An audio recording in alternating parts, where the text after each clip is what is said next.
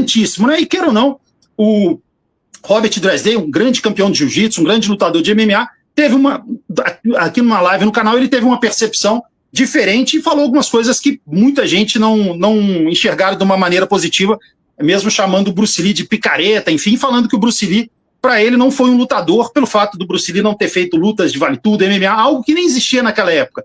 Então, qual que é a sua visão sobre isso? É lógico, não querendo criar uma polêmica direto com o Robert, que não é o seu intuito, mas hoje em dia muita gente está tendo uma percepção errada do que é um artista marcial. Muita gente acha que o artista marcial é o cara que luta eventos de MMA, e não é só isso que é arte marcial. Conta um pouco para a gente sobre essa percepção distorcida que muita gente está fazendo do que é arte marcial no momento, e quem é Bruce Lee, qual a importância, qual o legado que esse gigante deixa na história das artes marciais, não só do universo Kung Fu. Obrigado aqui, Florencio, pela oportunidade de estar esclarecendo algo que, em primeiro lugar, eu quero dizer que eu ouvi a fala, né, do professor Robert e vi também nele um homem muito inteligente, um homem pesquisador, mas um homem de opiniões, muitas vezes, muito fortes, né? E nas artes marciais, tudo isso gera muita polêmica. Claro que aqui eu não estou com nenhuma intenção de demover a opinião dele ou de ninguém. Eu acho que aqui nós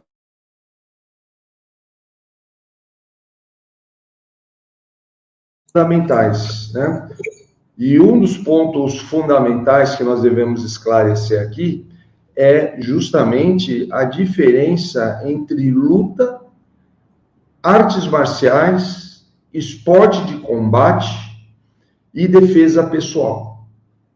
São 4 aqui departamentos muito diferentes, tá? E muitas vezes todos esses departamentos estão sob o rótulo artes marciais.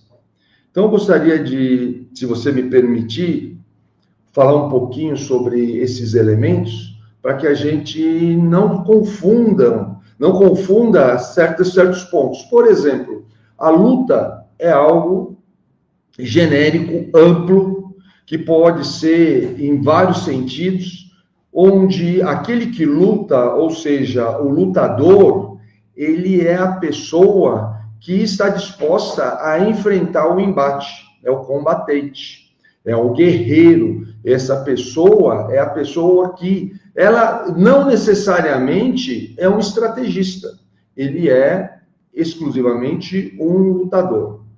Quando nós falamos de esporte de combate, nós estamos falando de um competidor, nós estamos falando de alguém que sabe explorar perfeitamente as regras de uma competição, quer seja ela qualquer tipo de competição. No caso que eu estou falando é do esporte de combate, então é uma competição de combate, que não necessariamente um campeão, ele é um lutador, porque ele pode ser um campeão sabendo como explorar a regra desse combate e saber tirar proveito dele.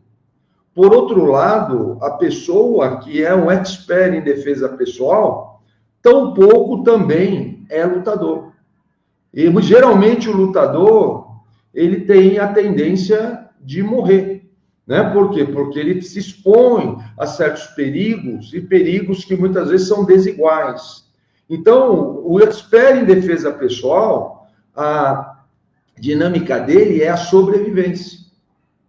E muitas vezes a melhor estratégia de sobrevivência, conforme as circunstâncias, por quê? Porque na defesa pessoal, você não tem, ao contrário do esporte de combate, um regramento claro, né? Não existe regras de engajamento. Então você não sabe o que é. Então não adianta você falar, olha, essa pessoa é um grande lutador, mas ele não participou de uma competição, porque uma coisa não tem nada a ver com outra. Eu posso ser um grande lutador e posso ser um competidor medíocre, porque eu excedo, muitas vezes, nos limites do contato, por exemplo. Já houve até uma final olímpica de karatê, nós tivemos essa situação, E temos onde aquele que levou o golpe, foi nocauteado, ele acabou vencendo. Por quê? Porque os juízes acharam que houve um excesso de contato de um dos competidores. Né? Então, aquilo não coincide, por exemplo, com uma situação de luta. E no caso da defesa pessoal, é muito importante nós lembrarmos a importância da sobrevivência, a importância da preservação da vida, que muitas vezes não ocorre quando uma pessoa é lutadora ou um competidor. No caso das artes marciais, onde nós vamos agora exercer um aspecto artístico dentro da marcialidade. E o que quer dizer isso?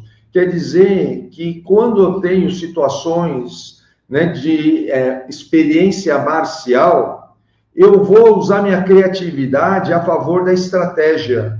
E essa estratégia, ela vai nos permitir desenvolver situações extremamente criativas, inovadoras, artísticas para determinada situação. Por exemplo, veja o que aconteceu com artes como o jiu-jitsu. Você levar alguém para o chão é algo extremamente inovador em muitos sentidos. Por quê? Porque com isso você nivela certas diferenças, por exemplo, altura, envergadura, que não existe na luta em pé. Que existe na luta em pé. E que não existe a partir do momento que você vai para o chão. Você tem uma outra dinâmica. Por outro lado, enquanto defesa pessoal, principalmente porque na defesa pessoal você não tem um limite de adversários, isso pode ser preocupante. Depende do solo que você se encontra, depende de uma série de circunstâncias, pode não ser tão eficaz como é numa determinada. Nós vemos que existe situações onde temos regras onde a pessoa não vai para o chão. Então, aí não está valendo. Então, você vê, da mesma forma como tem regras onde quedas não são consideradas. Então, tudo isso cria um universo, para usar um termo mais moderno hoje, bolhas, né, de tribos, onde cada um tem a visão, né, da sua experiência. Então, quando você tem um competidor e ele olha para um ícone como o Bruce Lee, parece que ele não tem o seu valor porque ele não competiu. Então, veja, no entanto, né, as situações de defesa pessoal que ele teve lá nas ruas de Hong Kong foram inúmeras. Então, isso tudo tem que ser devidamente considerado.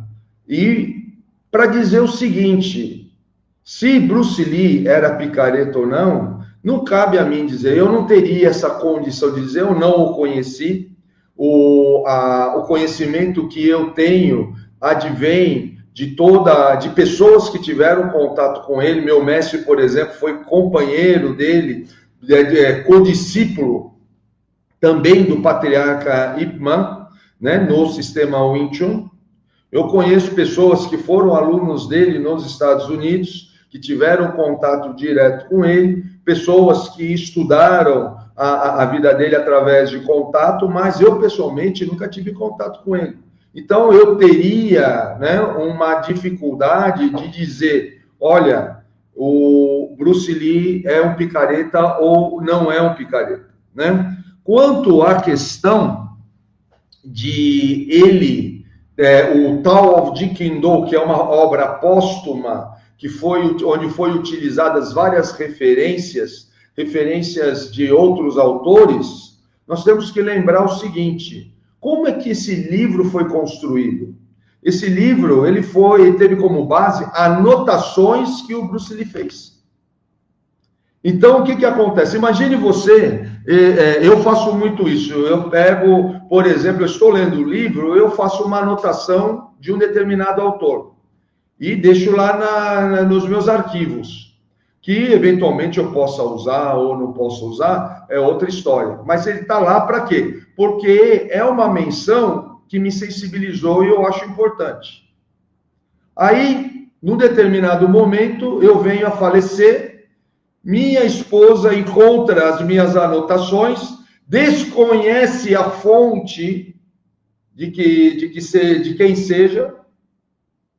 Então, o que acontece? E um editor, que é muito amigo, meu amigo, fala o seguinte: olha, nós queríamos publicar uma obra póstuma do seu marido. E vem para minha esposa e pede o seguinte: você tem alguma anotação que a gente poderia fazer uso e tudo mais? E ela vem: olha, tem aqui várias reflexões dele, que no fundo eram anotações de outros autores, e que muitas vezes eu não tomei o cuidado de anotar o autor, porque para mim o que era importante era o conteúdo. E aí eu coloco essa pessoa, a minha esposa, ela, juntamente com o editor, com a ajuda de alguns alunos, dos meus alunos, que muitas vezes também não têm conhecimento de onde que vieram as fontes dessas anotações, publicam uma obra que, né, depois vem a ser chamada de, né, o tal daquilo que eu estou desenvolvendo, que foi o caso do Bruce Lee.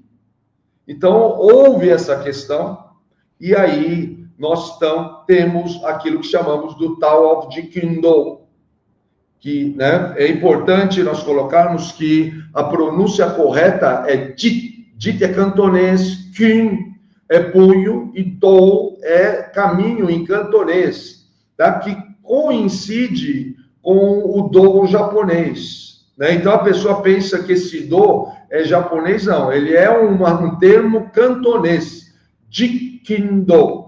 Jeet é interceptar, Kune é punho, Do é caminho.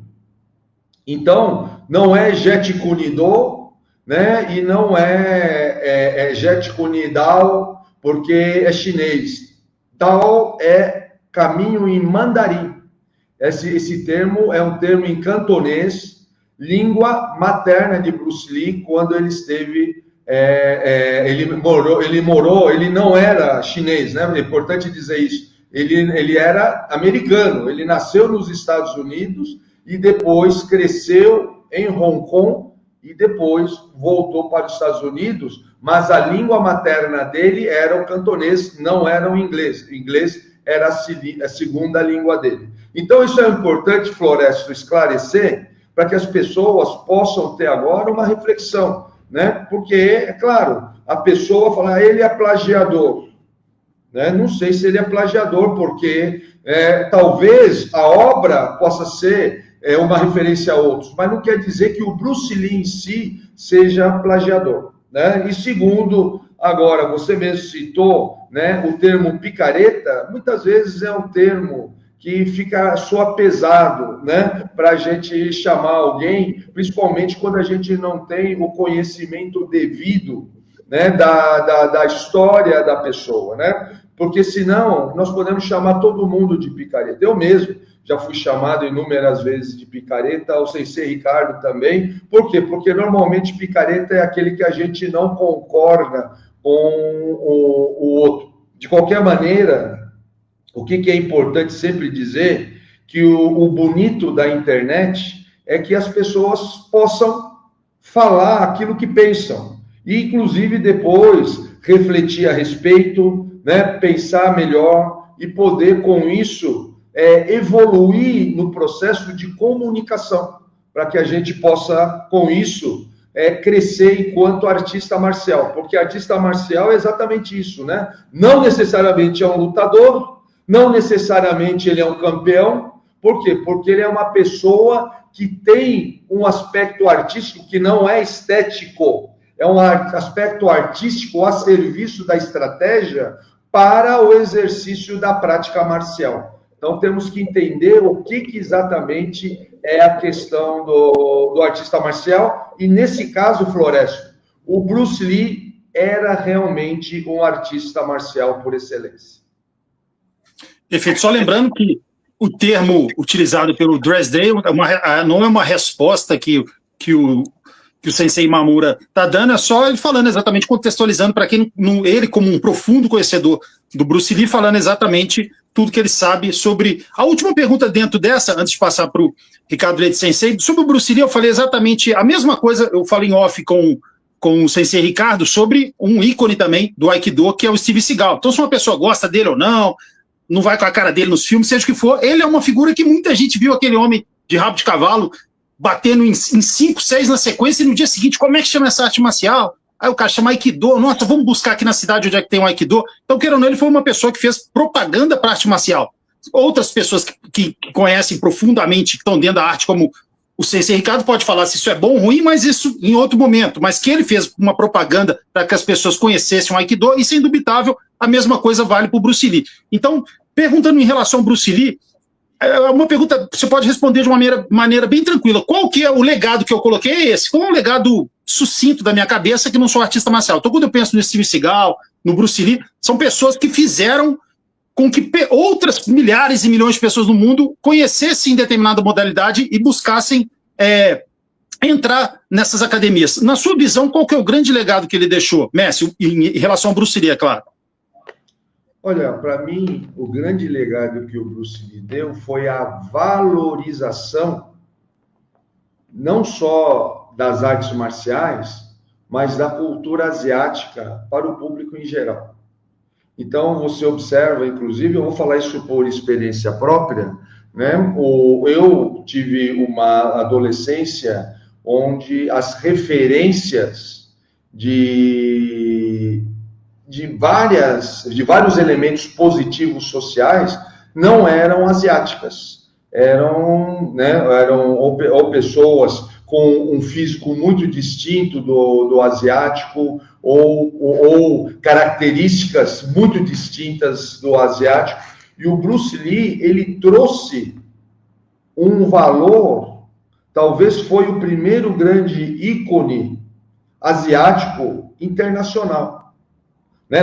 Por que eu falo talvez? Porque é claro que nós temos referências importantes, como Toshiro Mifune, que é um ator japonês também muito, muito importante, né? E que também tinha uma referência muito forte. Mas você não pode comparar a celebridade de Toshiro Mifune com o de Bruce Lee. Porque o Bruce Lee, ele não só foi uma celebridade no meio das artes marciais, mas também no meio do cinema. E isso traz uma grande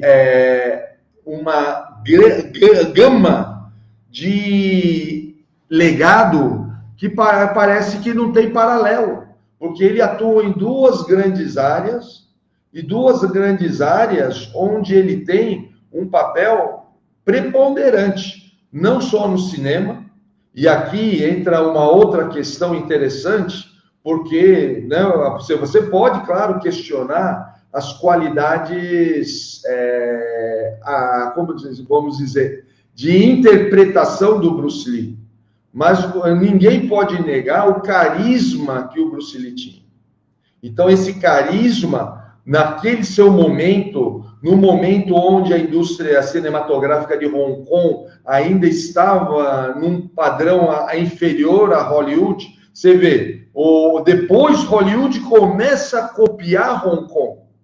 Haja vista filmes como Matrix, tantos outros filmes onde se foi buscar tecnologia de cenas de ação, cenas de movimento dentro do cinema de Hong Kong, que foi inspirado nas óperas chinesas. Então é muito interessante isso. Mas tudo isso começa com Bruce Lee sabendo como reinventar as cenas de lutas dos filmes. E com isso também trazer uma riqueza dentro das artes marciais. Né? Por que trazendo uma riqueza? Porque se foi visto a possibilidade de nós entendermos como que as artes marciais podem se expandir além do combate, além da experiência marcial. Só para citar um exemplo, Florencio, você citou a Operação Dragão, né? Bruce Lee tinha cenas extremamente filosóficas que só foram introduzidas 25 anos depois no filme Operação Dragão. Por quê? Porque ele estava muito à frente do seu tempo. Ele usou o cinema para veicular as artes marciais. E isso eu acho que é um legado inestimável.